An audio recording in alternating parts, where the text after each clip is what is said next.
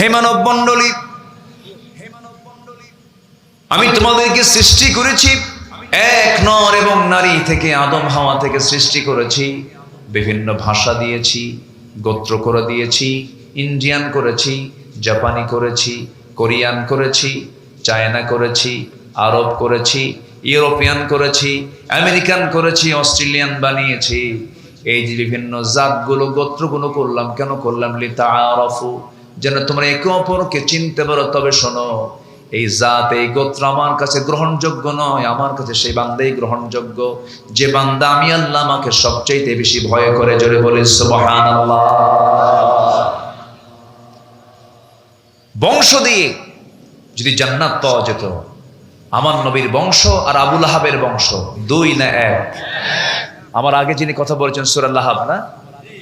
সূরা লাহাব থেকে কথা বলেছেন, আমার কান এইদিকে ছিল, আমি শুনেছি ওয়াজ সূরা লাহাব। তো আবু লাহাবের বংশ আর আমার নবীর বংশ দুই না এক? কি বংশ?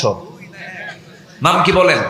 লিইলাফি কুরাইশ ইলাফিহিম রিহলাতাশ শিতাই ওয়াস সাইফ ফালইয়াবুদু রাব্ব হাযাল বাইত আল্লাযী আত'আমাহুম মিন জু'ইন ওয়া আমানাহুম মিন খাউফ। আবু লাহাবের বংশ নবীর বংশ এক ছিল। বংশের পরিচয় দিয়ে যদি জান্নাত পাওয়া যেত, আবু তালেব জান্নাত পেতেন, আবু লাহাব জান্নাত পেত। যদি বাবার পরিচয় দিয়ে জান্নাত পাওয়া যেত, কেনান জান্নাত পেয়ে যেত, কারণ নূহের ছেলে কেনান। ছেলের পরিচয় দিয়ে যদি বাবা জান্নাত পেয়ে যেত, তাহলে আজর জান্নাত পেয়ে যেত। আজরের বাবা হলো ইব্রাহিম আলাইহিস সালাতু ওয়াস সালাম। অতএব বাবার পরিচয় দিয়ে, মার পরিচয় দিয়ে, ভাইয়ের পরিচয় দিয়ে, বংশের পরিচয় দিয়ে, গোত্রের পরিচয় দিয়ে বান্দা নাজাত পাবে না। বান্দা নাজাত পাবে, বান্দা পুরস্কার পাবে বান্দার ঈমান দিয়া। জোরে করুন সুবহানাল্লাহ। কি দিয়া? কি দিয়া? ঈমান। তাহলে সফল হওয়ার জন্য এক নম্বর কি লাগবে? ঈমান। নামাজ পড়তে হবে কয় ওয়াক্ত? কি বলেন? আমরা কি নাম ঈমানদার, নাম বেনামাজ ঈমানদার হব না নামাজ ঈমানদার হব? বলেন, কি ঈমানদার হব? নামাজ ঈমানদার হব। যে বলে নামাজ না পড়ি, কি ঠিক আছে? এই কথা কি সহি? এই কথাটা সম্পূর্ণ রং। এই কথা কখনোই ঈমানদার তার জবানে বলতে পারে না। কারণ আল ফারকু বাইনাল মুমিন ওয়াল কাফির তারকুস সালাহ। মুমিন এবং কাফিরের মাঝে পার্থক্য সৃষ্টিকারী হলো নামাজ। মারাত্মক একটা ভয়ঙ্কর কথা রাসূল বলে দিয়েছেন।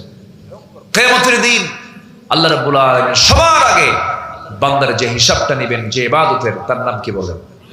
নামাজ। কোরআনকে প্রশ্ন করুন, কোরআন বলো জাহান্নামে যাবার কারণগুলো কি কি? এক নম্বর কারণ কি কোরআন বলে দাও তো। কোরআন বলে দিচ্ছে। আল্লাহ রাব্বুল আলামিন বলেন, মা সালাকাকুম ফি সাকার ক্বালু লাম নাকু মিনাল মুসাল্লিন ওয়ালাম নাকু নুত'ইমুল মিসকিন وكنا نخوض مع الخائضين وكنا نكذب بيوم الدين حتى أتانا اليقين فما تنفعهم شفاعة الشافعين. ও দোজখবাসী, আজকে তোমরা দোজখে কেন, জাহান্নামে কেন? তারা বলবে, আমরা এক নাম্বার আজান শুনেছি, নামাজে যাই নাই, অলসতা করেছি। নাম্বার 2 হলো বান্দার হক নষ্ট করেছি, কাবিখার টাকা মেরে খেয়েছি, গম চুরি করেছি, রাস্তার টাকা মেরে খেয়েছি। এরকম লোক তো আমার দেশে নাই। আসতে কয়, আছে না? নাই। বান্দার হক নষ্ট করছি, মিসকিনদের খাবারগুলো তসরুফ করেছি। সম্মানিত ভাইয়েরা, নামাজ হচ্ছে কার হক? নামাজ হচ্ছে কার হক? যাকাত কার হক? বান্দার হক। যাকাত কার হক? তাহলে আকিমুস সালাহ ওয়া আতুজ যাকাত। আল্লাহর হকের সাথে বান্দার হক ঢুকায় দিয়েছে। আমার দেশে যাকাত আদায় হয় না সুদ আদায় হয়? ভালো করে রাখুন। সুদ তো তানোরে নাই মনে হয় না? সুদ কি তানোরে আছে? শোনেন, এই সময় কি উঠেন না, উঠলি ভাববো ওটাই সুদ খায়। কেউ নড়েন না, ওয়াজের মোশন দেখেও তো থামতে হবে, বসেন, কেউ নড়বেন না। সুদ ভয়ঙ্কর আকার ধারণ করেছে। আজকের সমাজে মানুষ পাপকেও পাপ মনে করছে না, এটা কিন্তু আরেক অপরাধ। পাপ করে ভাবতেছে এটা আবার কিসের পাপ? আছে না নাই বলেন তো, আছে না নাই? পাপ কে পাপ মনে করে একটা যে অনুশোচনা, এটাও কিন্তু ইমানের একটা গন্ধ। পাপ করে আবার প্রাউড করে, যেরকম জাহাঙ্গীরনগর ইউনিভার্সিটির এক কুলাঙ্গার, এই কুলাঙ্গার বলেছিল আমার ধর্ষণের সেঞ্চুরি হলো মিষ্টি খাও। নাউজুবিল্লাহ বলবেন না? তৎকালীন সরকার তার শাস্তি দিয়েছে, দুষ্ট ছেলে এগুলো বলতে নেই, এই হলো তার শাস্তি। আমরা কি প্রহসনগুলো দেখলাম, আর আল্লামা সাইদির মতো মানুষ গড়ার কারিগর, জানেন তার বক্তৃতা শুনে কত অবাধ্য সন্তান মার অনুগত হয়েছে, কত বিপদগামী সন্তান তার আলোচনা শুনে চোখের পানি ফেলে সেজদায় পড়ে 5 ওয়াক্ত নামাজ পড়া শিখেছে। আল্লামা সাইদি ছিলেন এই জাতির জন্য একটা বরকতময় মানুষ। তাকে ভালোবাসে না এমন কোন লোক আমার মনে বাংলাদেশে নাই। সবাই তাকে হয়তো দিনের বেলা রাজনৈতিক স্বার্থে তার বিরুদ্ধে বক্তব্য দিয়ে রাতের বেলা আবার কাঁদে, এরকম দেখেছি আমরা। সম্মানিত বন্ধুগণ, অথচ তাদেরকে আসামি করে আল্লাহওয়ালা মানুষদেরকে ধরে এনে বিভিন্ন কায়দায় হত্যা করা হয়েছে। আর প্রকৃত ধর্ষক যারা, তাদেরকে মুক্ত করে দেওয়া হয়েছে। আমরা এমন বৈষম্য, এমন বিচারহীনতা বাংলার জমিন আর পুনরাবৃত্তি হোক, এটা আমরা দেখতে চাই না। একটি কল্যাণ রাষ্ট্র গঠন হোক, সবাই চান তো ইনশাআল্লাহ? যুবকরা প্রাণ দিয়েছে, যুবকরা রক্ত দিয়েছে, এই রক্তের মূল্যায়ন করা শিখুন। এই জাতির সবচেয়ে বড় দোষ কি জানেন? ইতিহাস ভুলে যায়। ইতিহাস কি করে? ভুলে যায়। মনে থাকে না, মনে রাখতে হবে। কম টর্চার করা হয়নি। এই যে ডান পাশে বসে আছেন, এগুলো ত্যাগী পরিবার। অনেক জুলুম নির্যাতন করা হয়েছে। আমি আব্দুল্লাহ আল আমিন 2018 সালে নাটোরে মাহফিল শেষ করে আমি বাসায় ফিরলাম। হঠাৎ করে একটি পুলিশের টোটাল টিম এসে আমাকে অ্যাটাক করে ধরে নিয়ে চলে গেল। থানায় গিয়ে বসলাম। ওসি মহোদয় আমার দিকে তাকায় না, চোখে চোখ লাগাচ্ছে না। বললাম, কেন আনলেন, কি জন্য আনলেন? বলতেছে, হুজুর মাফ করে দেন। তো বললাম, ধরে আনলেন আবার মাফ চান কেন? হুজুর চাকরি বাঁচান তো ফরজ, পরিবার আছে, ছেলে মেয়ে আছে। বললাম, ইমান বাঁচান তো নফল। বলতেছে, সামনে নির্বাচন, আমরা বাধ্য হলাম একটু জেলখানায় যান, নির্বাচনটা পার হোক, আবার ফিরে আসে। দেখছেন কথার সাইজ? দেখছেন? একটা অজ্ঞাত জায়গায় নামটা বসায় দিয়ে, মামলা ঠুকায় দিয়ে জেলখানায় ঢুকায় দিল, হাতে হ্যান্ডকাফ লাগালো। কি দোষ বলেন আমাদের? কি অপরাধ করেছিলাম আমরা? কি দেশের নেতৃত্বে ছিলাম? কোন রাষ্ট্রের দায়িত্ব পালন করেছি? কোন তসরুফ করেছি আমরা? না, ধরে নিয়ে চলে গেলাম। জজ আমার দিকে তাকায় একটা মুস্কি হাসি মেরে মাথা নিচু করে ভাবলো, এমন মামলা, জামিনও তো নাই, জামিন দিলে আমার চাকরি নেই। সব উকিল আমার পক্ষে দাঁড়ালো, কাম তো হবে না, কোর্টই তো নাই, ধারাই তো নাই, হাইকোর্ট ছাড়া জামিন হবে না। কি জটিলতা! ঢুকায় দিল জেলখানায়। ঢুকলাম, দোষ তো করি নাই, সাহস তো আছে। ঢুকলাম ভিতরে। ঢোকার সঙ্গে বুড়ো এক চাচা, পা চলে না, চামড়াগুলো কুচকে গেছে, আমার দিকে তাকায় এত খুশি, সালাম আখ্যান দিয়ে বলে, হুজুর আপনি জেলখানায় ঢুকছেন? খুব খুশি হলাম। তো বললাম, জেলখানায় ঢুকলে কেউ খুশি হয়? হুজুর ওয়াজ শুনতে যাই, কত দূর থেকে আপনার ওয়াজ শুনি, কিন্তু এতবার চিন্তা করছি, চেষ্টা করছি আপনার সঙ্গে মোসাফা করব, একটু দেখা করব, কথা বলবো, পারি নাই। আল্লাহ মিলাই দিয়েছে, দোয়া করি জেলখানায় থাকে। খুব মজা লাগলো চাচার কথা শুনে। বললাম, চাচা আপনি কেন আসছেন জেলখানায়? কে বাবা? বিস্ফোরক। কি মামলা দিছে? বিস্ফোরক মামলা।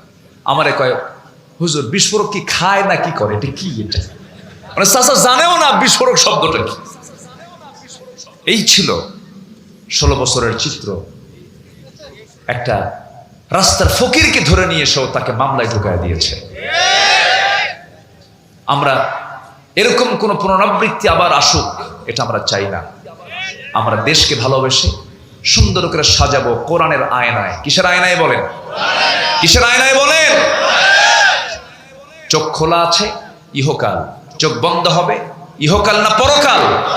একটু মাথায় রাখি, আল্লাহ সুযোগ দিয়েছেন, সুযোগ বারবার কিন্তু আসে না। সুযোগ দিয়েছেন, আমরা দেশকে গড়ার চিন্তা মাথায় নেই। জোরে বলি ইনশাআল্লাহ। একটু চেষ্টা করি না ভাই। আমার কথায় কি বেজার হচ্ছেন নাকি আপনারা? রাজশাহীর মানুষের ভাষা খুব মিষ্টি ভাষা, খুব মিষ্টি ভাষায় আপনারা কথা বলতে পারেন। কোথায় যাচ্ছ গো? ভাত খেয়েছ? একটা টান মারে, একটা মধ্যে তবাইয়ের মতো একটা টান আছে, খুব ভালো লাগে, খুব সুন্দর। তবে নোয়াখালীর ভাষাটা আরো সুন্দর। নোয়াখালীর ভাষা আরো সুন্দর, বোঝা যায়, খুব জটিল। চিটাগাং তো কোনো কথাই নেই, ওরা এত জোরে কয় মালাকুল মৌত বুঝবে না, এত জটিল। সেদিক থেকে রাজশাহীর ভাষা, মুর্শিদাবাদ কাছে থাকার কারণে, এই নদিয়া কাছে থাকার কারণে আপনাদের ভাষাটা বাংলার উৎপত্তি অঞ্চল থেকে হওয়ার কারণে সুন্দর সহি ভাষা আপনারা কথা বলতে পারেন, আলহামদুলিল্লাহ বলেন। আসুন তাহলে সফল হওয়ার জন্য 1 নম্বর পুঁজি হলো ঈমান। 1 নম্বর পুঁজি কি বলেন? ঈমান আনলেই শুধু হবে না, টিকে থাকতে হবে। ঈমানকে আঘাত করার জন্য বহু কিছু আছে না নাই বলেন? সুদ আঘাত করবে, ঘুষ আঘাত করবে, জেনা আঘাত করবে, মদ আঘাত করবে, হিংসা আঘাত করবে, লোভ আঘাত করবে, অহংকার আঘাত করবে। ঈমানকে দুর্বল করার জন্য, ধ্বংস করার জন্য আমরা কি পাত্তা দেব? পাত্তা দেব? আপনার জমির সাথে একটা সুন্দর জমি, 2 বিঘা 66% জায়গা, একদম স্কয়ার জায়গা। আপনার জমির সাথে আপনার প্ল্যান ছিল জমিটা কিনবো আমি, কিন্তু ওই জমি আরেকজন কিনছে। জমি কিনলো একজন, আর ঘুম হয় না আরেকজন। হাই রে, কামটা হয়েছে কি? আসে না নাই বলেন তো? আসে না নাই? এটার নাম হিংসা। এটার নাম কি বলেন? এগুলো কি আসে না? আসতে কয়, এই আসে কিনা বলেন? আসতে দিলেও প্রশ্রয় দেওয়া যাবে, যা হয়েছে হয়েছে, শেষ। নারীর দিকে তাকাতে মন চায় না? দেখেন সব ফেরেশতা, দেখেন একটাও কথা কয় না। নারীর দিকে তাকাতে মন চায় না? হয়তো হঠাৎ করে তাকাইছেন আপনি, এই আমি তো গুনাহ করে ফেললাম, ফিরায় নিয়েছেন, আর দ্বিতীয়বার তাকান নাই, মুজাহিদের সওয়াব আল্লাহ পাক আপনার আমলনামায় দিয়ে দিবেন। হতেই পারে তো ভুল করে তাকাইছেন, আপনি ফিরায় নিলেন, আল্লাহ পাক গুনাহ লিখবেন না আপনার আমলনামায়। আল্লাহ পাক গুনাহ লেখেন না সহজে, ফিরায় নেবেন। একবার তাকালে মাফ, কিন্তু দ্বিতীয়বার যদি আপনি আবার তাকান, কি যেন দেখলাম, আবার দেখি তো, তখন কি হয়ে যাবে? পাপ হয়ে যাবে। অনেকদিন আগে এক মাহফিলে বললাম, এক যুবক সামনে থেকে দাঁড়ায় বলে, হুজুর একবার যেহেতু তাকান জায়েজ আছে, তাহলে 1 শটে 1 তালে 1 ঘন্টা দেখলে গুনাহ হবে। জোরে কোন নাউজুবিল্লাহ। ঈমানকে আঘাত করার জন্য চতুর্দিক থেকে শয়তান বিভিন্ন কিছুতে আপনাকে অ্যাটাক করতে যাবে, কিন্তু আক্রান্ত হওয়া যাবে না। ঈমানকে যত্ন করতে হবে। ঈমানের যত্ন আছে না নাই বলেন? ঈমানের যত্ন আছে। ঈমানের যত্ন করার জন্য তাহাজ্জুদ পড়বো আমরা। যারা জীবনে নফল বেশি, তার ফরজ কাজা হয় না। আল্লাহর পছন্দের বান্দাদের নামাজের ওয়াক্ত হলো 6টা। প্রথম ওয়াক্ত হলো তাহাজ্জুদ। বলেন কি?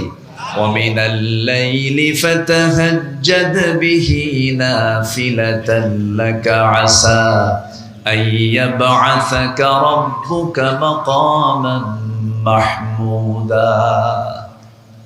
আমার নবীজির 1 ওয়াক্ত নামাজ তো কাজা হয় নাই, তাহাজ্জুদটাও কাজা হয় নাই। আমার নবীজি, যার আল্লাহ পাক আগের পরের সবকিছু মাফ করে দিয়েছেন, মাসুম বাচ্চার মতো ছিলেন তিনি। আল্লাহ পাক যাকে মডেল করে দুনিয়াতে পাঠিয়েছেন, লাকাদ কানা লাকুম ফি রাসূলিল্লাহি উসওয়াতুন হাসানাহ। সেই বিশ্বনবী গোটা রাত চলে গেছে, সব ঘুমের ভিতরে আছে। রাসূল কেঁদে কেঁদে সিজদায় পড়ে কাঁদতেন, রুকুতে দাঁড়িয়ে দাঁড়িয়ে কাঁদতেন, কিয়ামুল লাইল করতেন। এমনও রাত চলে গেছে, গোটা রাত আমার নবীজি নামাজ হয়েছে মাত্র 2 রাকাত। লম্বা লম্বা সূরা পড়েছেন, সিজদার ভিতরে ঘন্টার পরে ঘন্টা চলে গেছে। আম্মা জান আয়েশা সিদ্দিকা রাদিয়াল্লাহু তাআলা আনহা একদিন দেখেন নবীজি সিজদা থেকে মাথা ওঠান না, নড়াচড়া করেন না, চিমটি কাটলেন, রাসূল নড়ে উঠলেন, সালাম ফিরে বলছেন আয়েশা রে চিমটি কাটলা কেন? তিনি বলছেন হুজুর আমার মন বলছিল আপনি মরে গেলেন নাকি, নড়াচড়া নাই। আমার নবীজি সিজদায় পড়ে পড়ে এত অস্থির চিত্ততা নিয়ে কাঁদতেন, হাউমাউ করে কাঁদতেন। সঙ্গে সঙ্গে আম্মা জান আয়েশা একদিন বলছেন ইয়া রাসূলুল্লাহ আপনি কাঁদেন কার জন্য? রাসূল বলছেন আয়েশা রে আমার জন্য কাঁদি না, আমি আমার উম্মতের জন্য কাঁদি। আমার প্রতি নবীর মহব্বত কম না বেশি?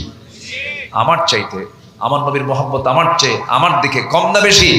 বেশি। রাসূল আমাকে বেশি মহব্বত করেন, আমরা অত মহব্বত করি না।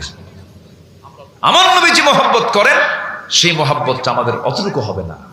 রাসূল এত মহব্বত করেন আমাকে আপনাকে। আল্লাহু আকবার বলবেন না ভাই?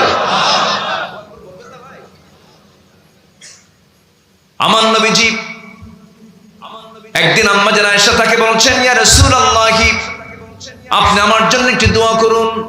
আমার নবীজি দোয়া করছেন আল্লাহ আমার আয়েশার আগের পরের সমস্ত গুনাহগুলোকে মাফ করে দাও। আম্মা জান আয়েশা খুব খুশি হয়ে গেছেন, হাস্যোজ্জ্বল চেহারা। রাসূল বলছেন আয়েশা তুমি এত আনন্দিত কেন, কি হয়েছে তোমার? হুজুর আপনি আমার জন্য এত বড় দোয়া করলেন, আমার জীবনে তো কোনো গুনাহ আর নাই, আপনার দোয়া তো আল্লাহর দরবারে মঞ্জুর হয়ে যাবে। আমার নবীজি বলছেন আয়েশা রে তোমার জন্য আমি যে দোয়াটা করলাম এই দোয়াটা আমি আমার প্রত্যেকটা উম্মতের জন্য সকাল সন্ধ্যা করে থাকি। জোরে বলেন সুবহানাল্লাহ। আমার নবী আমার জন্য কত দিওয়ানা, আর আমি আমার নবীর জন্য কি করলাম? এই তো মাত্র 1 মাস হয়নি মনে হয় আল্লাহ পাক আমাকে যাওয়ার তৌফিক দিয়েছিলেন। সপরিবারে আমার 5 ছেলে মেয়ে সহ আমার পরিবার সহ আমি গিয়েছিলাম।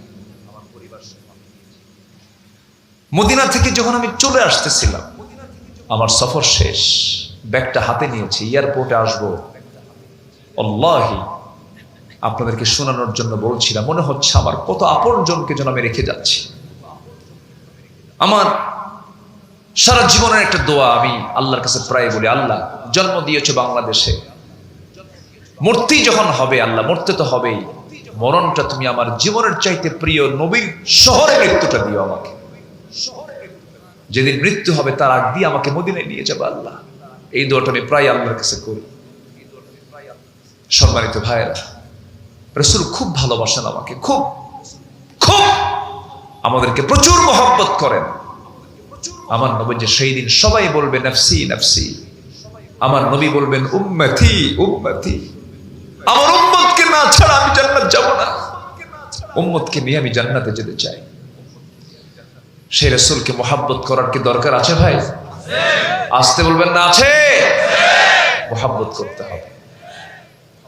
এক সাহাবী ঈমান এনেছেন, মক্কা এবং মদিনার ঠিক মাঝখান বরাবর বাড়ি। জন্মের পূর্বে বাপ চলে গেছে, মারা গেছে, এতিম, চাচার কাছে মানুষ হয়েছে, চাচা তাকে আদর করে অনেক সম্পত্তি লিখেও দিয়েছে। ভাতিজা, ভাইটা মারা গেছে, ভাতিজা করছে কি কালেমা পড়ে মুসলমান হয়ে গেছে। চাচার কানে সংবাদ গেল, ভাতিজা শুনলাম তুমি নাকি আমাদের ধর্ম ছেড়ে দিয়া মুহাম্মাদের ধর্ম গ্রহণ করছো। এটা কি মুহাম্মাদের ধর্ম না আল্লাহ? বলতেছে চাচা মুহাম্মাদের না তো, এটা আল্লাহর দ্বীন, এটা আমি ইসলাম কবুল করে নিয়েছি। চাচা তো তেলে বেগুনে খেপে গেছে, তেলে বেগুনে জ্বলে ওঠে। এবার বলছে ভাতিজা ছোট থেকে বড় করেছি, এত কষ্ট করে তোমাকে বড় করলাম, তুমি এমনটা আচরণ করবে এটা আমার জানা ছিল না। তুমি কি জানো এই ঈমান টানার কারণে তোমার কি ক্ষতি হতে পারে? কি ক্ষতি হবে চাচা? সমস্ত সম্পত্তিগুলো আমি তোমার কাছ থেকে জোর করে নিয়ে নেব। মুস্কি হাসি মেরে বলছেন চাচা জোর করে নেওয়ার দরকার নাই, আমি ঈমানের বিনিময়ে সব সম্পত্তি আমি আপনাকে এমনি দিয়ে দিলাম। দেখছেন ঈমানের কাছে সম্পদ কত তুচ্ছ, সব দিয়ে দিলেন। চাচার রাগ কমলো না, খেপে গিয়ে তাকে থাপ্পড় মেরে জামাটা টান মেরে ছেড়ে ফেলে জামাটা খুলে নিল। এবার পরনের লুঙ্গিটাও জোর করে খুলে নিয়া উলঙ্গ করে ঘাড় ধাক্কা দিয়ে ঘর থেকে বের করে দিল। উলঙ্গ দেহ নিয়া মার দরজায় গিয়ে নক করে বলছে মা দরজাটা খুলো। দরজা খোলা হলো। এবার বলছে মা আমার দিকে তাকাইও না, ঈমান এনেছি। আমার চাচা আমার লুঙ্গিটা পর্যন্ত নিয়ে নিয়েছে, আমার কিচ্ছু নাই গায়ে মা, দেখো তো ঘরের মধ্যে কোনো চাদর আছে নাকি, কোনো কাপড় আছে নাকি। এক খণ্ড চাদর তাকে দেওয়া হলো, এক খণ্ড চাদর দিয়ে কোনো মতো তার সতরটা ঢাকলেন। এবার বলছেন, মা পৃথিবীর কোনো দরবার ভালো লাগে না, আমার শ্রেষ্ঠ দরবার হলো আমার নবীর দরবার। চলে গেলাম নবীর কাছে। প্রচন্ড শীতকাল, সেই সময় ঠান্ডার সময়, শুধুমাত্র গোটা দেহে এক খণ্ড সতর ঢাকার জন্য চাদরটা ছিল। কোনো মতো সেই চাদরটা দিয়ে সতরটা ঢেকে মদিনা পর্যন্ত চলে গেলেন। মদিনায় এসে আমার নবীজির ঘরের দরজায় গিয়ে করাঘাত করলেন, দরজা খুলে গেল। আমার রাসূল দেখছেন থরথর করে কাঁপতেছে, কাঁপনে উঠেছে, এত ঠান্ডা, গায়ে কোনো কাপড় চোপড় নাই, কিচ্ছু জিজ্ঞাসা করলেন না। ভিতরে ঢুকলেন, ভিতরে ঢুকে তিনি নিজের গায়ের সবচেয়ে ভালো পছন্দের যে দুটো জুব্বা তিনি হাতের মধ্যে নিয়ে বাইরে বের হয়ে এসে বললেন, যুবক আল্লাহর গোলাম, আগে জুব্বাটা পড়ায় দিলেন। এরপরে বললেন, কি সমস্যা হয়েছে বলো, বিস্তারিত খুললেন, বিস্তারিত বললেন। রাসূল বলছেন, ও আমার সাহাবী, তোমার চাচা তোমাকে বস্ত্রহীন করেছে, আর আমি আমার গায়ের জুব্বা তোমারে দিয়ে দিলাম। খুব খুশি হয়ে গেলেন। রাসূল বলছেন, আব্দুল্লাহ, তুমি আমার কাছে কিছু চাও নাকি? হ্যাঁ, আমি আপনার কাছে একটু দোয়া চাই, আপনি আমার জন্য দোয়া করুন। আমার নবীজি দোয়া করে দিচ্ছেন, আল্লাহ আমার আব্দুল্লাহর জন্য কাফের বেঈমানদের জন্য আমার আব্দুল্লাহর রক্তকে, জানমালকে তুমি আল্লাহ হারাম করে দাও। দোয়াটা উল্টা মনে হলো। বলছেন, ইয়া রাসূলুল্লাহ, এমন দোয়া করলে তো কাফের মুশরিকরা আমাকে কখনো মারতে পারবে না, আমি শহীদ হব না। আমার জীবনের মূল আকাঙ্ক্ষা হলো আমি শহীদ হয়ে যাব, কাফের মুশরিকরা না মারতে পারলে আমি শহীদ হব কেমনে? আমার নবীজি বললেন, ও আব্দুল্লাহ, তুমি চিন্তা করো না, ওয়াইম্মা তাআলা ফিরাশিহি, কোন ব্যক্তির মরণ যদি বিছানায় হয়ে থাকে, শাহাদাতের তামান্না যদি থাকে, শহীদ তামান্না যদি থাকে, আল্লাহ পাক তাকে বিছানায় মৃত্যুবরণ হলেও আল্লাহ পাক তাকে শহীদের দরজা দিয়ে দেন। চলে গেলেন সাহাবী। আমার নবীর ঘরের সঙ্গী একটা এরিয়া এখনো সাইনিং করা আছে, আসহাবে সুফার সদস্য মণ্ডলী সেই জায়গায় থাকতেন। তাদের খাবার দাবার ছিল না, তাদের রান্না বান্না হতো না, যতটুকু হাদিয়া তোহফা আসতো রাসূল মিলে সবাইকে নিয়ে খেতেন। সেই জায়গায় তাকে আশ্রয় দেওয়া হলো। আমার নবীজি তাকে সেই জায়গায় রাখলেন। দুদিন পরে সাহাবায়ে কেরাম এসে রিপোর্ট করলেন, ইয়া রাসূলুল্লাহ, এমন একজন নতুন সাহাবী আমাদের মাঝে আসছে। সেই সাহাবীটি এত জোরে কোরআন পড়ে আমাদের ডিস্টার্ব হয়, আপনি যদি বলে দিতেন কোরআনটা একটু আস্তে করে তেলাওয়াত করুক। কে? আব্দুল্লাহ। নবীজি কেঁদে কেঁদে বলছেন, সাহাবীরা, আমার আব্দুল্লাহর তেলাওয়াতে বাধা দিও না। আমার আব্দুল্লাহ তেলাওয়াত জোরে জোরে করে, সাহাবী আপ্লুত হয়ে জোরে জোরে তেলাওয়াত করে, কারণ আমার আব্দুল্লাহ ঈমান আনতে গিয়ে ঈমানের বিনিময়ে গোটা দুনিয়ার সব কিছু বিক্রি করে সেই ঈমানটাকে টিকে রেখেছে। জোরে বলে সুবহানাল্লাহ। দুনিয়ার সব বিক্রি করে ঈমানটা সে টিকে রেখেছে। সফল হওয়ার জন্য এক নাম্বার কি লাগবে ভাই বলেন তো? না। মদিনার মসজিদ থেকে আমার নবীজি রাজনীতির কলকাঠি নড়াতেন। আমার নবীজির মসজিদের সামনে যে অংশটুকু আমরা দেখি একটু বাঁকা করে রাখে না, বলেন বাঁকা করে রাখে, এটার নাম হলো মেহরাব। এটার নাম কি বলেন? মেহরাব। মেহরাব মানে হলো অস্ত্রাগার। সাহাবায়ে কেরাম যুদ্ধ করে সামনে, মসজিদের সামনে যুদ্ধ, সেই তরবারিগুলো রাখতেন, অস্ত্রগুলো রাখতেন, এই জন্য তার নাম হয়েছে কি? মেহরাব। আমার নবীজি 12.5 লক্ষ বর্গ মাইল রাষ্ট্র পরিচালনা করেছেন মসজিদ থেকে। মসজিদ থেকে তিনি বিচার কার্য পরিচালনা করেছেন। আমার নবীজি শুধু মসজিদের ইমাম ছিলেন না, তিনি একজন 12 লক্ষ বর্গ মাইলের একজন রাষ্ট্রপ্রধানও ছিলেন। জোরে কোন সুবহানাল্লাহ। আমার নবীজি করলেন কি? যুদ্ধের ডাক চলে এলো, সাহাবায়ে কেরামকে নিয়ে তিনি জিহাদে ঝাঁপিয়ে পড়লেন, অভিযানে বের হলেন। অভিযান শেষ হওয়ার পথে সেই অভিযানে এই আব্দুল্লাহ অংশগ্রহণ করেছিলেন, যে আব্দুল্লাহ সব বেঁচে থিয়ে চলে আসছে ইমানের কাছে। ইমান রক্ষা করেছেন, ইমান রক্ষা করে সব বিক্রি করে দিয়েছেন ইমানের বিনিময়ে। সে আব্দুল্লাহকে নিয়ে যুদ্ধে চলে গেলেন। যুদ্ধ শেষ হয়ে গেছে, অভিযান শেষে আমার নবীজি রওনা করলেন। প্রতিমধ্যে আমার নবীর কাছে রিপোর্ট আসলো, হুজুর আপনার সেই প্রিয় সাহাবী আব্দুল্লাহ খুব অসুস্থ। রাসূল বলছেন, সেবা করো, খেদমত করো, নার্সিং করো। 3 দিন পর সংবাদ চলে এলো, হুজুর আমরা অনেক চেষ্টা করলাম, বাঁচলো না, মরে গেছে। আমার নবীজির চোখে পানি টলমল করছে।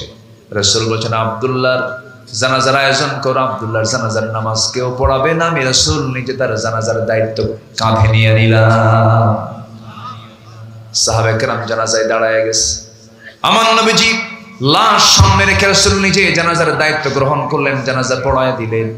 এরপরে বলছেন, সাহাবীরা আমার আব্দুল্লাহর কবরটা তোমরা কোথায় খনন করেছো, কোথায় লাশ দাফন করবে? ওই যে 2 পাহাড়ের চিপায়, 2 পাহাড়ের ঠিক মাঝখানে। আমার নবীজি বললেন, তোমরা আমাকে ওই কবরের সামনে নিয়ে যাও। তাকে কবরের সামনে নিয়ে যাওয়া হলো। নবীজি কাঁদতেছেন আর বলছেন, সাহাবীরা আমার আব্দুল্লাহর কবরে আজকে কাউকে নামতে দেব না, আমি রাসূল নিজে কবরে নেমে আমার আব্দুল্লাহকে কবরে শোয়া দেব। আমার নবীজি কবরে আগে নামলেন। কবরে নামার পরে হাত 2টা আগায় দিলেন আর বলছেন, আমার আবু বকর কোথায়? আমার ডানে নামো। আমার ওমর কোথায়? আমার বামে নামো। কবরে মোট 3 জন নেমে আছেন। হাতটা বাড়ায়া দিলেন। আব্দুল্লাহর লাশটা আমার নবীজি ধরলেন মাঝখান বরাবর। বলছেন, আবু বকর মাথা ধরো, ওমর পাটা ধরো। শোয়া দিলেন। বুকের উপরে হাত রেখে বলছেন, আরশের মালিক আল্লাহ, এখন পর্যন্ত আমি আব্দুল্লাহর উপরে আমি রাসূল সন্তুষ্ট আছি। আমার খুব প্রিয় সাহাবী, আল্লাহ তুমি আমার আব্দুল্লাহর আগের পরে সবকিছুকে মাফ করে দাও, এমন করে দোয়া করছিলেন। পাশে দাঁড়িয়ে থাকে একজন সাহাবী সাদ ইবনে আবি ওয়াক্কাস রাদিয়াল্লাহু তাআলা আনহু। তিনি চিৎকার মেরে বলছেন, ও আল্লাহ, আমি জীবিত সাদ ইবনে আবি ওয়াক্কাস এখানে না দাঁড়িয়ে থেকে যদি আজকে জীবিত মানুষ না হয়ে যদি ওই কবরের বাসিন্দা হতাম, আমার জীবনটা বড় ধন্য হয়ে যেত। কারণ যে কবরে পৃথিবীর সেরা 3 জন মানুষ দাফন করার জন্য নেমেছেন। জোরে বলে আল্লাহু আকবার। জীবনটা সুন্দর করে সাজিয়ে ফেলবো আমরা ঈমান দিয়ে। কি দিয়ে বলেন? কি দিয়ে? ঈমান দিয়ে। ঈমানকে নষ্ট করা যাবে না। ঈমানের যত্ন আমরা নেব। ঈমানকে আমরা সুন্দর করে যত্নশীল করে তুলব। ঈমানকে মজবুত করে রাখবো। আমার ঈমান ধ্বংসকারী শিরিকের কাছে যাব না, বিদআতের কাছে যাব না, কুফরের কাছে যাব না। সন্তান হয় না, বলবো কার কাছে? আসতে বলবেন না, কার কাছে? মাজারে গিয়ে সেজদা দেয় এমন লোক আছে না নাই বলেন? আচ্ছা, হয়তো এলাকায় কম থাকতে পারে। হ্যাঁ, এলাকায় কম তো আমরা বুঝি, এলাকায় খুব বেশি নাই মনে হয় না? হ্যাঁ, নাই বললেই চলে, ভালো। মাজারের একটা প্রবণতা চট্টগ্রামের দিকে একটু আছে, সিলেটের দিকে একটু আছে। কিছু কইলে মান্যত, ছাগল দেয়, গরু দেয়, কুত্তা দেয় কিনা জানি না, এই হচ্ছে অবস্থা। আচ্ছা বলেন তো, মৃত মানুষের কি ছাগল খাওয়া লাগে? কার দরকার, মরা মানুষের না জীবিত মানুষের? প্রতিবেশী একটা বিধবা আছে, একটা ছাগল কিনে দেন, উপকার হবে। ওই মাজারে পড়ে থাকে কিছু হাইব্রিড জাতের মোষওয়ালা কিছু গাজারু আছে না, বলেন তো আছে না? সে মোষগুলো কি, গায়ে কিচ্ছু নাই কিন্তু মোষ আছে 2.5 ইঞ্চি মোটা, হাইব্রিড জাতের মোষ। জাতের মধ্যে ধান আছে না, হাইব্রিড জাত আছে না, মোটা মোটা মানে শীষ বের হয়, 2.5 ইঞ্চি মোটা। সেই মোষগুলো কি বাগানো, লাল টকটকা, চোখও লাল, মোষও লাল, ঠোঁট দেখা যায় না, হাসেও না, কান্দেও না, এক অদ্ভুত চেহারা। আমার তো বিশ্বাস শয়তান দেখতে ওই রকমই, ঠিক কিনা? সালাড চট পড়ে থাকে এই মাজারগুলোতে, ডাকাত এগুলো ডাকাত, সালাড চট পড়ে থাকে, হাসেও না, কান্দেও না। আমি গাবতলি দিয়ে আমি আসতেছিলাম মানিকগঞ্জে মাহফিল বহুদিন আগে, তো গাবতলির ফুটপাত দিয়ে এক এরকম সালাড চটালা এক পাগল, এগুলো পাগল না কিন্তু ভান ধরছে, বুঝলেন? ভান 1.5 হাত লাঠির পেটন খেলে সব সোজা হয়ে যাবে। হাঁটতেছে, পিছন থেকে কিছু পাগল বলে, যাচ্ছে আর বলতে, বাবা, ও বাবা, ওর বাপ নাই বাড়িতে, বাপ নাই।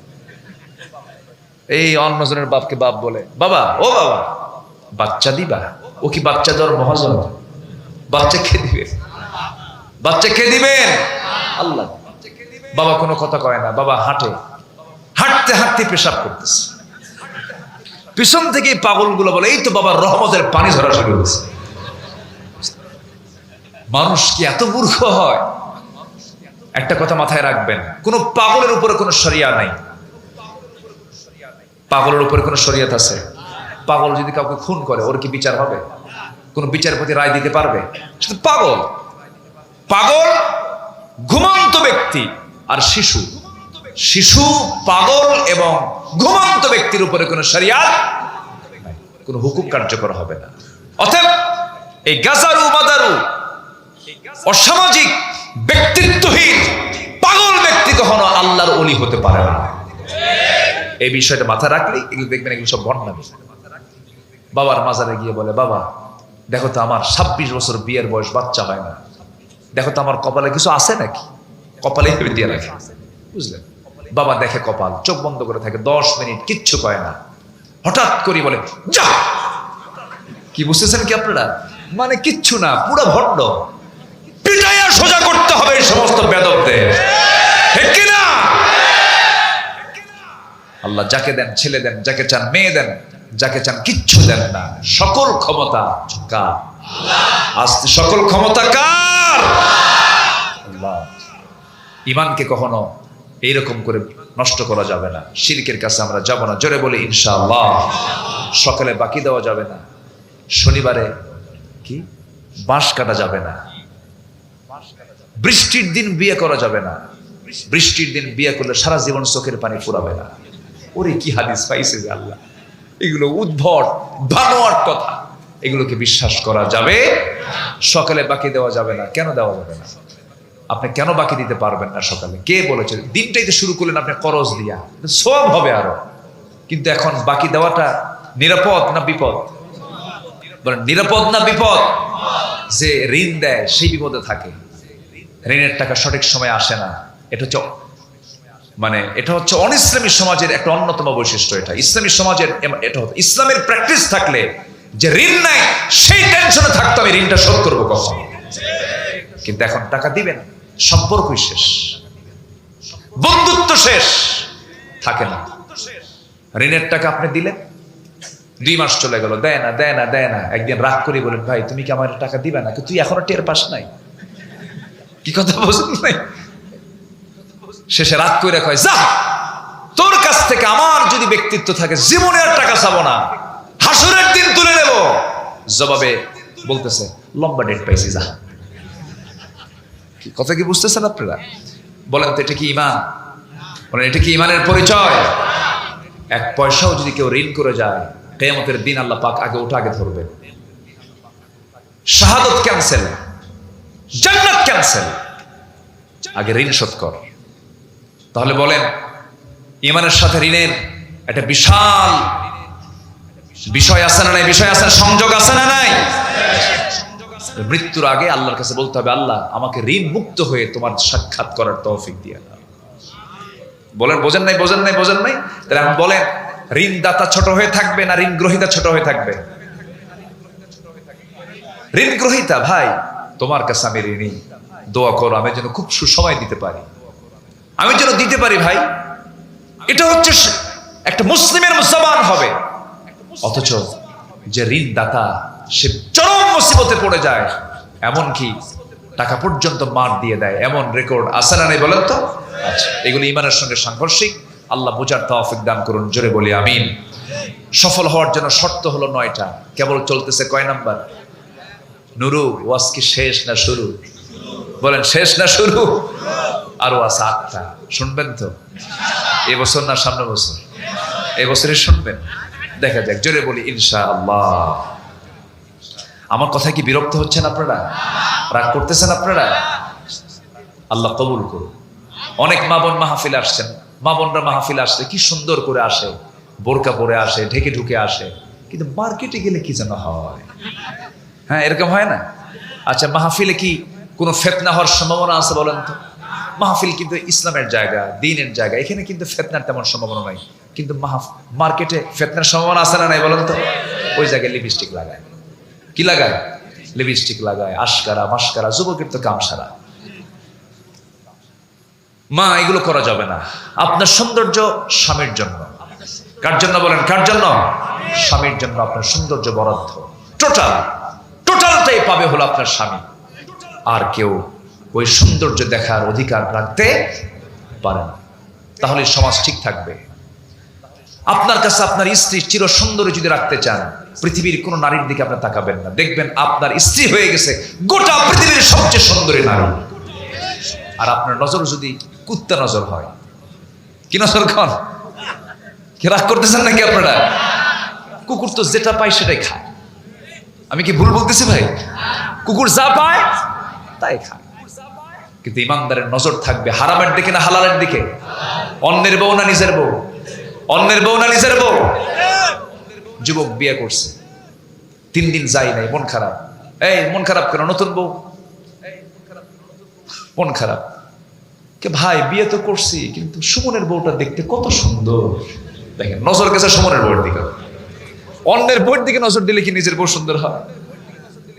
এগুলো বুঝতে হয়। এই জন্য ইমানকে যত্ন করে চলবো, দেখবেন সব জায়গায় সুখ পাবেন। আপনি পরিবারের সুখ পাবেন, ছেলেদের মাঝে সুখ পাবেন, সব জায়গায় সুখ পাবেন ইসলাম মেনে চলবে। ঠিক কিনা বলেন? আমার বন্ধুগণ, আমার মা বোন যারা মাহফিলে আসছেন, আমি তাদের জন্য, যেহেতু প্রসঙ্গ চলে এলো, একটু হালকা বলে ফেলে। আমার মা আপনার জন্য জান্নাত পুরুষের চাইতে অনেক সোজা। অর্থনৈতিক ব্যাপারে আল্লাহ পাক আপনাকে প্রশ্ন করবেন না, কারণ স্বামী বউকে চালাবে না বউ স্বামীকে চালাবে? স্বামী বউকে চালাবে, কারণ পরিচালক হবে 2 জন না 1 জন। 2 জনে পরিচালক হলে পরে বলেন বিপদ আছে না নাই? বলেন আছে। নেতা তো 1 জন হতেই হবে। বউ যদি 1000 কোটি টাকার মালিক হয়, স্বামীর দায়িত্ব হলো খরচ করা। স্বামীর দায়িত্ব, স্বামীর সম্পদের ক্ষয় আছে, কিন্তু স্ত্রীর সম্পদের কোনো ক্ষয় নাই। সম্পদ মূলত পুরুষদের বেশি হয় না মেয়েদের বেশি হয়? ভালো করে কম মানে সম্পদ মূলত কাদের বেশি হয়, পুরুষের না মহিলার? ভালো করে চিন্তা করে দেখেন, দেখবেন যে আপনার চাইতে আপনার বইয়ের সম্পত্তি বেশি, ম্যাক্সিমাম তো তাই। পুরুষের সম্পদের ক্ষয় হয়, ছেলের পিছনে যায়, মেয়ের পিছনে যায়, বইয়ের পিছনে যায়, সমাজে চলে যায়, কিন্তু স্ত্রীর সম্পদের কোনো খরচ নাই, তার কোনো খরচ বহন করতে হয় না। আল্লাহ পাক নারীকে এত সম্মান দিয়েছেন, এত মর্যাদা দিয়েছেন, রাজরানীর মতো সারা জীবন তারা বসে বসে খাবে। তাদের হলো চাকর হলো পুরুষ মানুষ, পুরুষ হলো চাকর, আর মেয়েরা হলো রানী। মেয়েরা কি বলেন? রানী। রানীর মতো বসে বসে খাবে। ইসলাম তাদের কি এত অধিকার দিয়ে দিয়েছে, কিন্তু মেয়েরা বললো না, পুরুষ যদি হয় চাকর, আমরা হব চাকরানি। কি হব বলেন? চাকরি। আপনি চাকরি করেন, সমস্যা নাই, বোরকা পরে করেন, শরিয়ত মেনে চলে করেন। আপনি ডাক্তারি করবেন, সুন্দর করে আপনি পর্দার পরিবেশ রক্ষা করে চলেন, সমস্যা নাই। কিন্তু ওই ঠোঁট ভেটকে দিয়ে, ঠোঁটে লিপস্টিক লাগায় দিয়া, রিসেপশনের অফিসে বসে একজন ক্লায়েন্ট ঢুকলো, আসসালামু আলাইকুম, বসেন, এই ওই দিস এন্ড দ্যাট, এগুলো করা যাবে না তো। এগুলো করলে বলেন বিপদ, নিরাপদ না বিপদ? বিপদ। আল্লাহ পাক নারীকে এত সম্মান দিয়েছেন, আল্লাহ বলছেন আমি নারীর পায়ের নিচে জান্নাত রেখে দিয়েছি। যেরকম সুবহানাল্লাহ। মায়ের পায়ের নিচে কি? আর মায়ের পায়ের নিচে কি? আমার নবী যে মেয়েদের বাজার আগে করতেন। আমার নবী ছেলের বাপ না মেয়ের বাপ? আস্তে, ছেলের বাপ না মেয়ের বাপ? মেয়ের বাপ। কয়টা মেয়ে তার? বলেন বলেন, মোট কয়টা? 4টা। মেয়ে হলে পরে মন খারাপ করে, স্বামী রাগ কইরা কয় তোর পেট আসলেই পচা। আসেন এরকম আছে না? বলেন। এগুলো বলা যাবে না। সন্তান ছেলে হোক মেয়ে হোক বলতে হবে আলহামদুলিল্লাহ। আমার 4টা মেয়ে, কেউ তো আলহামদুলিল্লাহ বলবেন না। বিয়ে কি আপনি দিবেন? তো টেনশন করেন কেন? জোরে বলেন আলহামদুলিল্লাহ। 4টা। আমার নবী যে মেয়েদের পক্ষে কথা বলেছেন, মেয়ে হওয়া ভালো, মেয়ের বাপ হওয়া ভালো, মেয়ের মর্যাদা বেশি, কিন্তু মেয়েটাকে পর্দার মধ্যে রাখবেন। আপনি জানেন আপনার মেয়ে আপনাকে জাহান্নামে নিয়ে যাবে, এটা পর্দায় রাখবেন, শাসন করবেন, সুন্দর দেখে মোবাইল কিনে দিবেন বিয়ের আগে। ঠাকুরগা কি বলে, চুয়াডাঙ্গা মাহফিল খাইতে বসছে রাত্রের বেলা, এক মুরব্বী এসে বলতেছে হুজুর আমার মেয়েটার জন্য দোয়া করবেন, মেয়েটাকে বিয়ে দিয়েছে ঠাকুরগা। এত দূর কেন? কোথায় চুয়াডাঙ্গা, কোথায় ঠাকুরগা? বললাম যে এত বড় দূরে, এত দূরে বিয়ে দিলেন ঘটককে? হুজুর মোবাইল। কি বুঝতেছেন? বাচ্চার হাতে আর চাকু দিয়েছেন আর আপেল দিয়েছেন, 2 বছর বাচ্চা, ও কি আপেল কাটবে? না হাত কাটবে? হাত কাটবে। সময় আছে, টাইম আছে, সে টাইম বুঝে, ইমান বুঝে, তার অবস্থা বুঝে হাতে দিবে। মোবাইল আমি হারাম বলছি না, মোবাইল তার ব্যবহার করা জায়েজ যে মোবাইলকে কন্ট্রোল করতে পারবে, আর যাকে মোবাইল নিজেই কন্ট্রোল করে ও তো শেষ। ও কি শেষ? আমার মা, আপনি অনেক দামি, আপনি অনেক সম্মানী, আপনার জন্য 4টা কাজ: 5 ওয়াক্ত নামাজ, রমজান মাসে রোজা, স্বামীর সুন্দর করে আনুগত্য করা, নাম্বার 4 হলো সতীত্বের হেফাজত করা, পর্দায় থাকা। চাচাতো ভাই, খালাতো ভাই, মামাতো ভাই, দুলা ভাই, দেবর, ভাসুর, তাদের সঙ্গে দেখা না করা। বোরকা পরলেই কিন্তু পর্দা হয় না। পর্দার বিধান হলো এই যে কাছের মানুষগুলো আছে যাদের সঙ্গে বিয়ে জায়েজ, তাদের সঙ্গে দেখা করা যাবে না।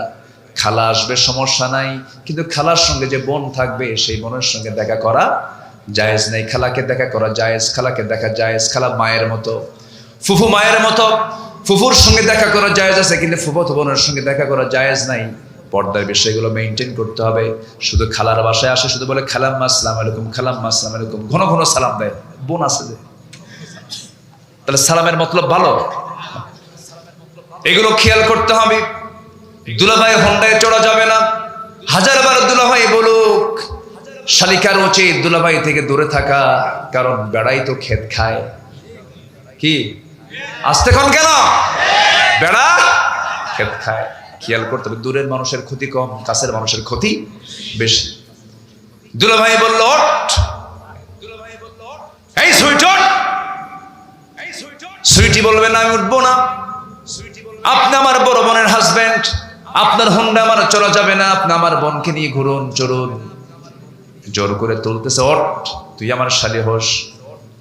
দুলাভাই কইছে, এখন উঠতেছে, কিন্তু ভাবতেছে ভাইয়ের সঙ্গে, দুলাভাইয়ের সঙ্গে গাটা লাগলে কেমন হয়। দূরেই বসেছে, কাছে লাগাচ্ছে না, কারণ গায়ের সঙ্গে গা লাগলে তো একটু কেমন হবে।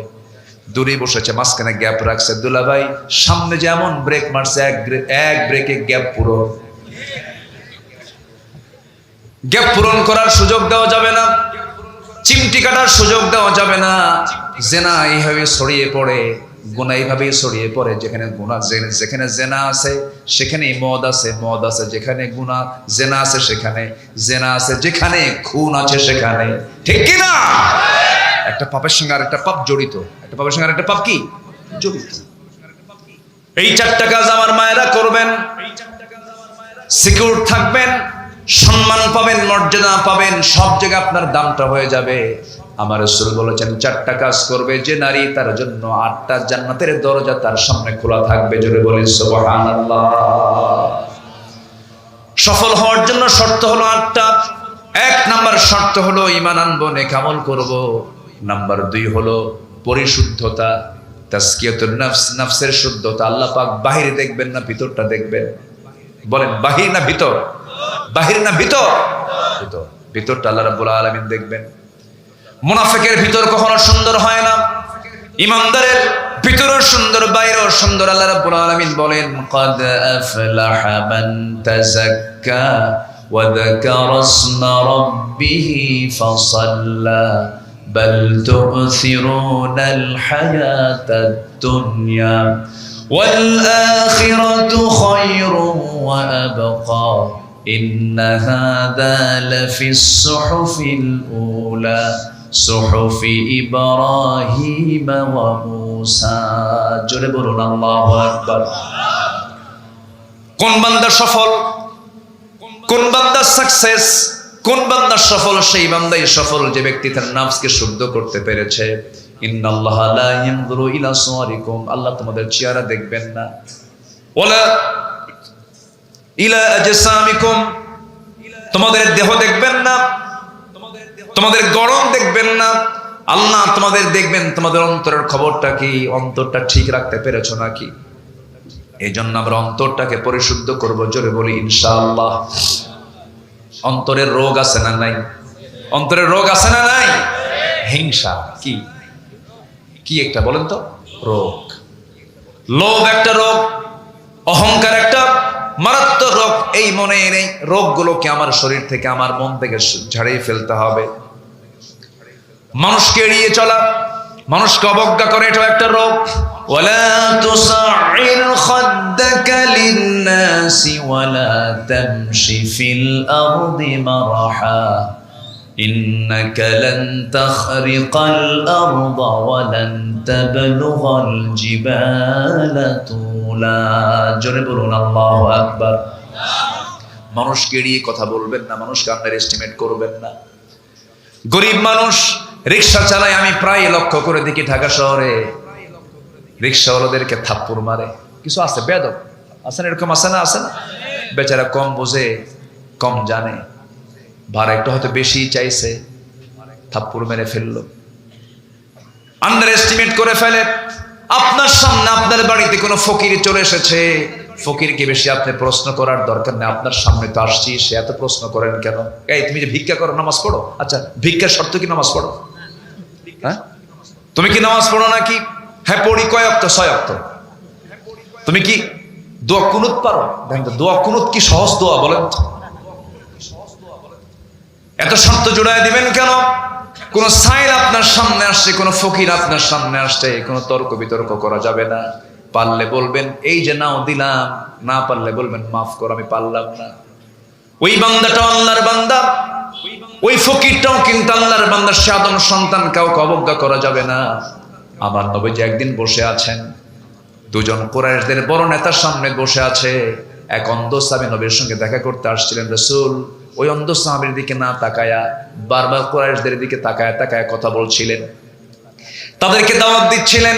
তারাই বুঝি কালেমা পড়ে মুসলমান হয়ে গেলে অনেক উপকার হয়ে যাবে। আল্লাহর পক্ষ থেকে আয়াত নাজিল হলো, আবাসা ওয়া তাওয়াল্লা আন জাআহুল আ'মা ওয়া মা ইউদরিকা লাআল্লাহু ইয়াযাক্কা। ওই অন্ধ লোকটা আপনার সামনে চলে এলো। ওই কুরাইশদের নেতার চাইতে আমার কাছে অন্ধ লোকটাই বেশি দামি, কারণ তার মধ্যে ঈমান আছে। জোরে বলুন সুবহানাল্লাহ। এই জন্য আমার বন্ধুগণ, এই জন্য আমার প্রিয় ভাইয়েরা, কোনো মানুষকে আমরা এড়িয়ে যাব না। আমার নবীজি সবাইকে দাম দিতেন, ছোট বড়, কালো ধলা, সবার মূল্য রাসূলের কাছে সমান ছিল।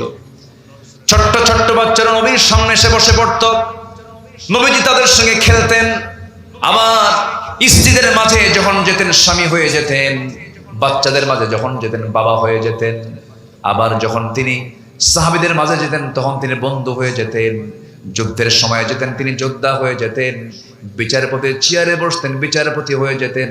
নামাজের মুসল্লায় দাঁড়াতেন, নামাজের ইমাম হয়ে যেতেন। জোরে বলুন সুবহানাল্লাহ। কি ছিলেন না তিনি! আমার নবীজি একদিন এরকম বয়ান করছিলেন, হঠাৎ করে এক যুবক বসার জায়গা পায় না, বসার কোনো স্পেস পাচ্ছে না। রাসূল আলোচনা বন্ধ করে বলছেন, যুবক বসার জায়গা পাচ্ছ না কেন? আমার নবীজি নিজের গায়ের চাদরটা তার দিকে নিক্ষেপ করে বললেন, এই যে চাদর দিলাম, চাদরটার উপরে তুমি বসো। যেরকম সুবহানাল্লাহ। বিশ্ব নেতা তিনি, তার কাছ থেকে বহু শিক্ষা আছে আমাদের জন্য। সবাইকে তিনি সমান চোখে দেখতেন, স্ত্রীদের মাঝে তিনি সমতা রক্ষা করেছেন। আমার নবীজি এক স্ত্রীর স্বামী না একাধিক স্ত্রীর স্বামী? একাধিক স্ত্রী কি সহজ না? এক স্ত্রী সহজ, এক স্ত্রী সহজ, একাধিক স্ত্রী লালন পালন চরম কঠিন ব্যাপার। আমাদের গ্রামে একটা প্রবাদ আছে, কাউকে যদি বিপদে ফেলে দিতে চাও, চেয়ারম্যানে দাঁড়ায়া দাও, বিয়ে 2 খান করাইয়া দাও, আর ভাঙ্গা 1 খান গাড়ি কিনে দাও। কি ঠিক কিনা? বলে কিনা? বলে কিনা? যদিও মুরব্বীরা কথাগুলো বলেছেন, কিছু যুক্তি থেকে যায়। আমার নবীজি সহজটা করেছেন না কঠিনটা করেছেন? কঠিনটা করেছেন, কারণ কঠিনের মধ্যেই তো সহজ থেকে যায়, সহজের মধ্যে তো কঠিন থাকে না। আল্লাহ পাক তাকে দিয়ে সব আদর্শগুলো শিখিয়ে দিয়েছেন। আমার নবীজির সামনে 4 স্ত্রী আস্তে করে নবীর সামনে সে বসে বলছেন, হুজুর একটা প্রশ্ন করব। কি প্রশ্ন? কয়জন করবো? 4 জনের প্রশ্ন। কি প্রশ্ন? হুজুর আপনি সত্যি করে বলুন তো, আমাদের 4 জনের মধ্যে গন্ডগোল লেগেছে। আপনি 4 জনের মধ্যে 1 নাম্বার কাকে সবচেয়ে বেশি ভালোবাসেন? বলেন তো, উত্তর দেওয়া যাবে? আমার রাসূল বলছেন, যে প্রশ্ন করেছে উত্তর দিতে আমার সময় লাগবে, কালকে বলবাম, তোমরা এখন চলে যাও। মানে তারা টের পাচ্ছে না, সবাই বলছে আমাকে বেশি ভালোবাসে, আমাকে বেশি ভালোবাসে। কেউ বলতে পারছে না আমাকে কম ভালোবাসে, সব বলছে আমাকে বেশি ভালোবাসে। রাসূল 4 জনকে পাঠায়া দিলেন। সন্ধ্যা হয়ে গেল, রাত হয়ে গেল, অন্ধকার যখন হয়ে গেছে, আমার নবীর স্ত্রীদের ঘরগুলো ছিল ছোট ছোট। আম্মা জান আয়েশা বলেন, শুধু আমি আয়েশা আমার ঘরে একটা কাঠের দরজা ছিল, আর বাকি সব ঘরের সামনে সালার চট ছিল। নবীজির ছোট্ট ছোট্ট ঘর ছিল, অথচ রাসূল মাঝে মাঝে আল্লাহকে বলতেন আল্লাহ, সাহাবা একরামকে বলতেন ও সাহাবীরা, আমি যদি আল্লাহর কাছে বলতাম উহুদ পাহাড় আমার জন্য সোনা বানায় দাও, আল্লাহ পাক আমার জন্য উহুদ পাহাড়টা সোনা বানায় দিতেন। শুধু এই শব্দটুকু চয়ন করেছেন। আজকে বিজ্ঞান গবেষণা করে যতটুকু আমি শুনতে পারলাম, কেউ কেউ বলছেন গোটা উহুদ পাহাড়ের নিচে টোটাল সোনা। আল্লাহু আকবার বলেন। যদি, শুধু রাসূল কি বলেছেন? যদি আল্লাহ পাক তা সোনা বানায় দিয়েছেন। রাসূল শুধু মক্কা থেকে বাইতুল মুকাদ্দাস ইসরা করেছেন, রাত্রে মেরাজ করেছেন, রাত্রে ভ্রমণ করেছেন, শুধু ওইটুকু শুধু চলাফেরা করেছেন, যাওয়া আসা করেছেন, গোটা টোটাল এরিয়া জুড়ে টোটালি তেলের খনি। আল্লাহু আকবার বলেন। বারাকনা হাওলাহু লিনুরিহু মিন আয়াতিনা। আল্লাহু আকবার। আমার নবীজি রাত হয়ে গেছে, আম্মা জান আয়েশার ঘরে গিয়ে বললেন, আয়েশা আমি তোমাকে দারুণ ভালোবাসি, এই যে 2টা খেজুর তোমাকে দিয়ে গেলাম এবং আমি তোমাকে দারুণ ভালোবাসি, এই কথা যেন কেউ না জানে। এরকম সেম কথা দ্বিতীয় স্ত্রী ঘরে গিয়ে একই কথা বললেন, 2টা খেজুর দিলেন, আবার একই কথা বললেন। 4 স্ত্রীর ঘরে 2টা করে মোট 8টা খেজুর দিয়ে একই কথা বলে আসলেন, শোনো এই কথা যেন কেউ না জানে। পরের দিন সকালবেলা 4 স্ত্রী একসঙ্গে গিয়ে রাসূলের সামনে বলছেন, হুজুর আজকে আপনি জানাতে চেয়েছেন আপনি কাকে সবচেয়ে বেশি ভালোবাসেন। আমার নবীজি অত্যন্ত বিচক্ষণতার সাথে বললেন, আমি তাকেই সবচেয়ে বেশি ভালোবাসি যাকে লুকায় লুকায় গত রাত্রে 2টা খেজুর দিয়ে আসছি। যেরকম সুবহানাল্লাহ। এটার নাম হচ্ছে হিকমত। এটার নাম কি বলেন? হিকমত। ওয়ালাকাদ আতাইনা লুকমানাল হিকমাতা। আমি লোকমানকে হিকমত দিয়েছি, তাকে নবুয়ত দেই নাই, কিন্তু কি দিয়েছি? হিকমত দিয়েছি। হিকমত থাকলে সবকিছু করা যায়। এই হিকমত এটা কার দান? কার দান? আল্লাহর দান। আল্লাহ দেন সবাইকে। আল্লাহ ইউতিল হিকমাতা মান ইয়াশা। আল্লাহ পাক যাকে চান তাকে হিকমত দেন। আল্লাহু আকবার বলেন। একই কথা একজন বললে মিষ্টি লাগে, আবার একই কথা একজন বললে কেসাল লাগে, ঠিক কিনা বলেন? কষ্ট পাচ্ছেন মনে হয় আপনারা। আমার নবীজি সবার সঙ্গে মিশে যেতেন, খুব কাছে টেনে নিতেন। সাহাবায়ে কেরাম মাঝে মাঝে সাইয়েদনা আবু বকর বলতেন, ইয়া রাসূলুল্লাহ আপনাকে দেখলে আমার ক্ষুধা বন্ধ হয়ে যায়, ক্ষুধা থাকে না আমার ভিতরে। আমার নবীজি এত মিষ্ট হাসির মানুষ ছিলেন, সবার সঙ্গে ফ্রিলি কথা বলতেন। এরকম একদিন ওয়াজ চলছিল, একজন সাহাবী সামনে থেকে দাঁড়ায় বলছেন, হুজুর আমি একটা ওয়াজ করতে চাই। কি ওয়াজ করবে বলো? সামনে দাঁড়ায় বলে, হুজুর আমার কি ওয়াজ? এরকম ওয়াজ নাকি? জাহেলি যুগে একটা মূর্তির আমি পূজা করতাম, একটা দেবতাকে খুব মহব্বত করতাম, কাছে টানতাম, বুকে নিতাম, ঘাড়ে নিতাম, কোথাও গেলে খুব সর্বোচ্চ সম্মানটুকু দিয়ে তাকে সাথে নিয়ে চলে যেতাম, সৌভাগ্যের প্রতীক মনে করতাম। কিন্তু হঠাৎ করে একদিন হলো কি দূরে যাব, হঠাৎ করে প্রকৃতির চাপ আসলো, পেশাবের চাপ আসলো, আমি রাখবো কোথায় আমার দেবতা? উঁচু একটা জায়গায় রেখে দিলাম, টিলার উপরে রেখে দিলাম, আড়ালে চলে গেলাম। শৌচ কার্য সম্পূর্ণ করে এসে দেখি আমার সেই দেবতার আপদ মস্তক মাথা থেকে পা পর্যন্ত ভিজা পানি। ভাবলাম রহমতের পানি। জিহবাদে একটা চাটন মারলাম, দেখি আমতা আমতা গন্ধ। সামনের দিকে তাকায় দেখি কুত্তা লেজ গুটাইয়া যায়। ভাবলাম তো কুত্তাই কাম সারছে। সাহাবা কেরাম হাসে। আমার নবীজি মুস্কি মুস্কি আসলেন। রাসূল বললেন, ও সাহাবী এরপরে কি করলা বলো? আমার নবীজি আবার ডিপলি শুনতেছেন, হুজুর এমন রাগ উঠলো, এত সারা জীবন তোর পূজা করলাম, তোর এত সম্মান করলাম, তুই তোর নিজের অস্তিত্ব রক্ষা করতে পারিস না। আমি আমার হাতে তুলে এত জোড়া আছাড় মারলাম, ভেঙ্গে চুরে চুরমার করে দিয়া আপনার কাছে আমি এমন রবের সন্ধান পেয়েছি যে রব গোটা আসমান এবং জমিনের রব, আল্লাহ রাব্বুল আলামিন। জোরে বলেন সুবহানাল্লাহ। নবীজি সবার সঙ্গে এরকম করে মিশে মিশে কথা বলতেন। আমরাও মিশুক হব, সুন্দর আচরণ দেখাবো, সুন্দর কথা বলবো, আজে বাজে মুখ থেকে কোনো মিথ্যা কথা বলতে যাব। আল্লাহ কবুল করুন, জোরে বলি আমিন। নফসকে আমরা কি রাখবো? ভেজাল না নির্ভেজাল? হিংসা না হিংসা মুক্ত? লোভ না লোভ মুক্ত? অহংকার না অহংকার মুক্ত? অহংকার মুক্ত হৃদয় বানাবো। দেখবেন আপনি অহংকার করবেন না, আপনার মনটা খুব ফ্রেশ। আপনি অতি আকাঙ্ক্ষা বেশি দেখাবেন, আপনি সুখ পাবেন না, আপনি আরাম পাবেন না। যার মধ্যে অভাব বেশি তার মধ্যে অসুখ বেশি। কি কথা কি বুঝতেছেন কি আপনি? কিছু লোক আছে 1000 কোটি টাকার মালিক, এরপরে কিন্তু অভাব কাটে না। আসেন এরকম লোক আছে না, যে খুব অভাবী, তার কোনোদিন সুখ নাই। আর যে ভাবে না আমার কোনো অভাব নেই, আমি যা আছে আলহামদুলিল্লাহ, ওর চাইতে ফ্রি মানুষ, ওর চাইতে সুখী মানুষ পৃথিবী তার দ্বিতীয়টা পাই।